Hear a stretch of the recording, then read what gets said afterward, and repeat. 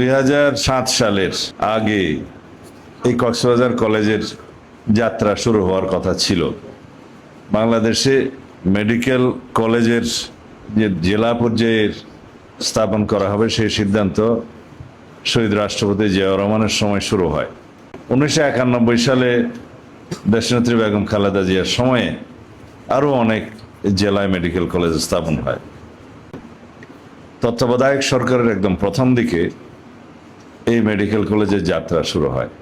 পরে এই একাডেমিক ভবন, হাসপাতাল, ক্যাম্পাস হতে কেন 17 বছর পার হয়ে গেল, আমার যে বোন প্রথমে বললেন যে কেউ কথা রাখেনি, 17 বছর পার হয়ে গেল। যাই হোক, 33 বছর তো এখনো হয়নি। আমি যখন জানতে পারলাম ইন্টারিম গভর্নমেন্টের সময় আমাদের এখানকার নেতা মাননীয় সংসদ সদস্য জনাব লুৎফর রহমান কাজল এবং মেডিকেল কলেজের কয়েকজন প্রফেসর আমার কাছে গিয়েছিলেন। তখন ইন্টারিম গভর্নমেন্টে যারা দায়িত্বে ছিলেন এই মন্ত্রণালয়ের, তাকে আমি অনুরোধ করলাম যে এই প্রকল্পটা অনুমোদিত আছে কিনা জানি না, তবে এই সময় অনুমোদন করে যেন টেন্ডার আহ্বান করা হয়। গণপূর্ত মন্ত্রণালয়ের দায়িত্বে ছিলেন যিনি উপদেষ্টা, তাকে অনুরোধ করলাম। তিনি কথা রেখেছিলেন, অনুমোদন করলেন, টেন্ডার আহ্বান হলো, কনস্ট্রাকশন শুরু হলো।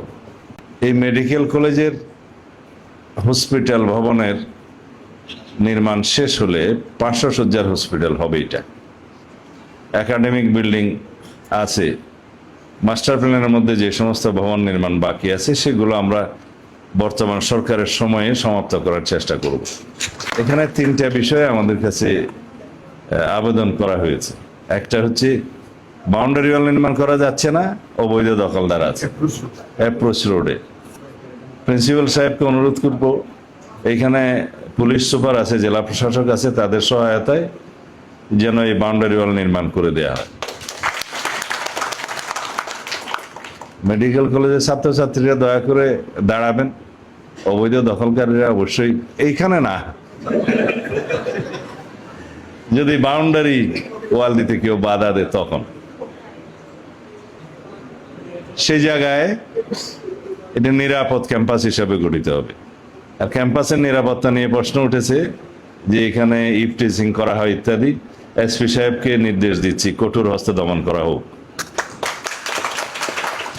ডিপিপি গেল, বাউন্ডারি ওয়াল গেল, আর একটা বাসের কথা। তা আমি প্রিন্সিপাল সাহেবকে বলেছি, অনেক দাতব্য সংস্থা আছে, তাদের কাছেও আমরা আহ্বান জানাবো, উনিও যেন চেষ্টা করেন।